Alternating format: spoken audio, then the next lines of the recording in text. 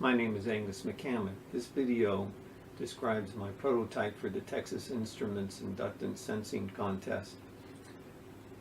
My prototype senses the position of an aircraft engine valve in order to get information for the camshaft position to enable the use of more efficient ignition and fuel injection systems. My first attempt was to use the rocker arm to complete a magnetic circuit with a ferrite core.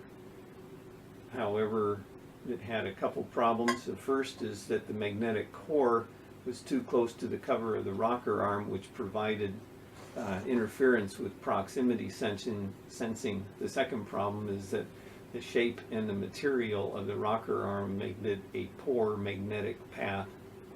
So the second thing I tried was to use a plastic tube through the valve cover, and then the inductor is wound on the end of the plastic tube and sits just above the top of the valve spring area. I've mounted the sensor on the valve cover of this cylinder. You can see the sensor up here and the RTV holding it, and I'm using the eval board here to monitor the position of the intake valve on this cylinder.